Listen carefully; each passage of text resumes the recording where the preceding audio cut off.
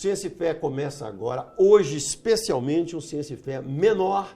A gente está aproveitando a Semana Teológica, entrevistando alguns irmãos aqui, professores e mestres em teologia. E hoje nós vamos entrevistar aqui o pastor Franklin Ferreira.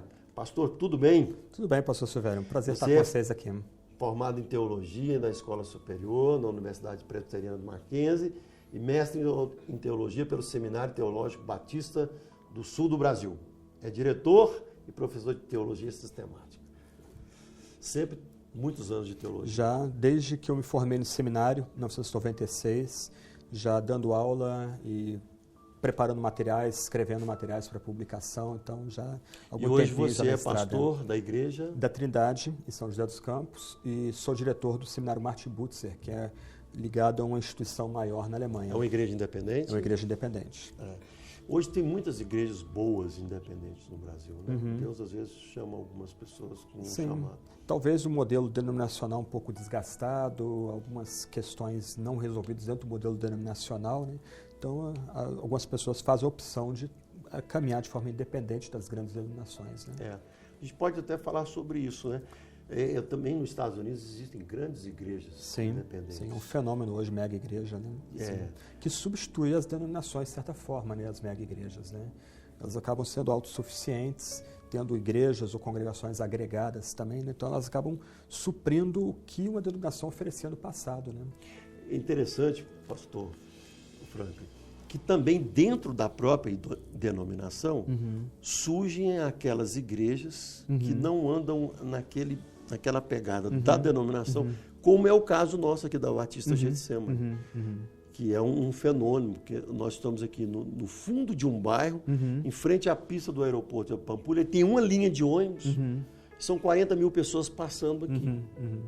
Então é um fenômeno assim, né, do Espírito Santo, uma coisa assim, dentro de uma igreja batista que não abre mão de ser batista, mas que não é, tanto ela quanto a Lagoinha, não é aquela batista com o corpo principal da denominação. Né? Não é aquela igreja exemplar da convenção. Sim, é um fenômeno que talvez ajude a entender isso, é que hoje as pessoas não seguem também instituições. As pessoas são mais refratárias à instituição, né?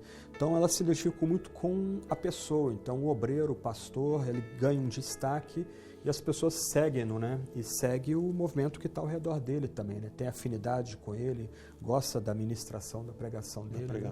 Então parece que também é um fenômeno de uns 20 anos para cá, né?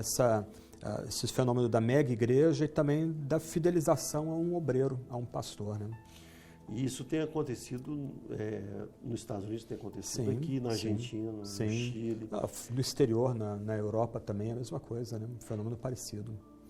Há um crescimento de algumas igrejas dentro da denominação, há um crescimento de comunidades, muitas delas viraram neopentecostais, outras continuaram como igrejas independentes, e há um crescimento de igrejas independentes. Às vezes você vê um grupo que constrói uma grande igreja, você nem sabia que aquele grupo existia. Nesses dias eu passei lá em Jacarepaguá, no Rio de Janeiro, e vi lá uma igreja reunida. Pensei assim, nunca vi essa denominação. Fui saber, era uma igreja independente. Com o gasto que você vê ali, você vê que tem muita gente, porque era um salão que exige bem grande. Um gasto. A gente que abriu a igreja, a gente sabe, né? E vocês estão nessa pegada, né? Sim, já há 2 anos mais ou menos. E o que você acha disso? Você acha que é uma tendência? Você acha que as denominações crescerão assim também? Esses movimentos independentes também? Mas crescem unidos? Você vê que poderiam unir mais? Então, essa é uma pergunta importante, porque pela leitura que eu faço, é uma leitura pessoal, me parece que as grandes denominações hoje estão em crise. E me parece que o futuro são igrejas mais sólidas, mais bem estruturadas, igrejas talvez não tanto de bairro, mas mais da cidade, né? E uma afinidade mais doutrinal e não tanto institucional. Então, se no passado você tinha as grandes denominações, igrejas ligadas às denominações por causa da lealdade à denominação, à estrutura, né? Hoje parece que você tem mais afinidade por temas, por tópicos, né? Então, certa igreja tem uma pegada mais contemporânea, então as pessoas acabam fidelizando ela por causa do jeito mais contemporâneo. A outra é reformada, ou pentecostal, assim sucessivamente. E essas igrejas acabam se cruzando algumas vezes, né? Interessante que essas igrejas, as próprias que crescem dentro da... A gente vai fazer só um bloco, então esse bloco vai ser um pouquinho maior, mas elas, mesmo essas independentes que crescem dentro da... A Batista Getsemane é um exemplo dentro da Batista. Sim. A Oitava Presbiteriana é um exemplo, pastor Jeremias aqui do dentro nosso lado, IPB. é muito amigo nosso, é um exemplo dentro da Igreja Presbiteriana. A Batista Central é um exemplo dentro da Batista Brasileira. E algumas outras igrejas, elas tomam mais ou menos o formato da igreja do Rick Warren nos Estados Unidos. Aquela igreja com propósito, com muito departamento. Exatamente. Multifuncional. Então, assim, a gente não precisa quebrar muita cabeça que quando a gente começa a notar esse fenômeno, a gente nota que essa igreja, ela oferece um leque imenso de possibilidades para a sua comunidade, né? Além da pregação, do ensino, do louvor, do culto. Geralmente essa igreja, exatamente, departamento infantil muito forte. Algumas vezes, por exemplo, a pegada de entretenimento saudável para os cristãos, a caminhada.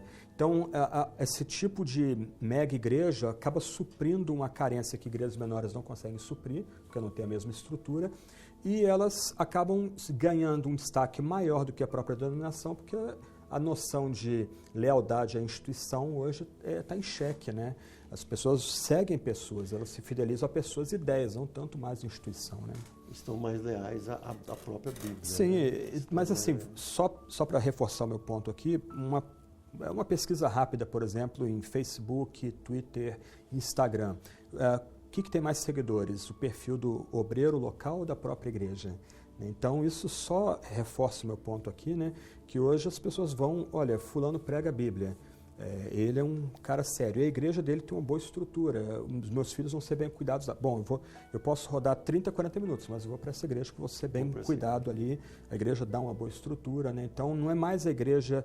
o caso de vocês estão, como você disse, num extremo aqui da cidade, próximo ao aeroporto, etc., um lugar de saída da cidade, mas 40 mil pessoas, deve ter gente que roda 1 hora para chegar aqui, 2 horas para chegar aqui.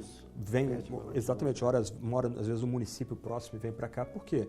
Porque hoje a mega igreja supre uma carência que igrejas pequenas não conseguem suprir, tem uma credibilidade maior do que as denominações oferecem hoje também. Né?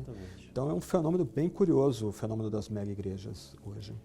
E o fenômeno das neopentecostais, que elas trazem uma proposta que a gente é um pouco duvidosa, a questão bíblica, exato, né? Sim. Mas assim, aquela ênfase na prosperidade, aquela ênfase acabam tampando a carência de uma população, por exemplo, não uma população carente financeiramente, mais simples, como no Brasil. Sim. Né?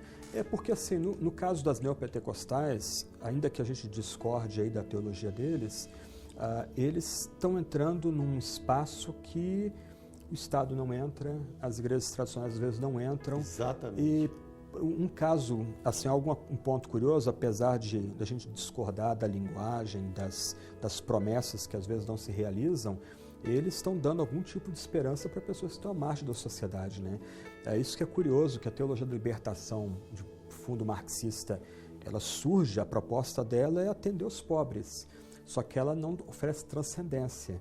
E os pobres viraram as costas para a teologia da libertação e abraçaram o pentecostalismo e o neopentecostalismo. Por quê? Porque ninguém vive sem transcendência e o neopentecostal, com todos os seus problemas...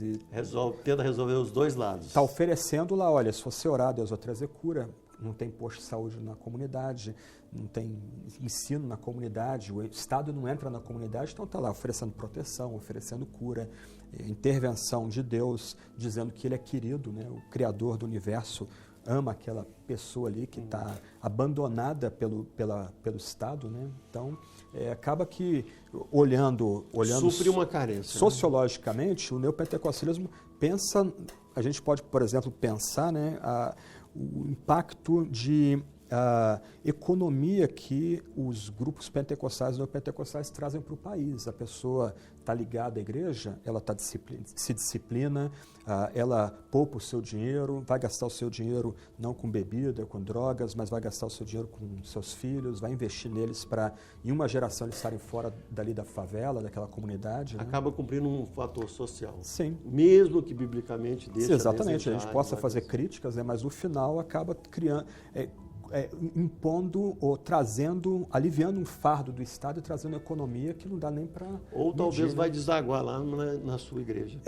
Então, um fenômeno interessante é o seguinte, com essas pessoas estudando mais, a segunda geração, né, os filhos que os pais investem, dão literalmente o coração para eles terem uma boa educação, eles acabam, no final, migrando para outra igreja. Uma igreja pentecostal, ou igreja tradicional, porque ele agora quer mais conteúdo. Ele consegue ler a Sagrada Escritura, consegue fazer algumas conexões.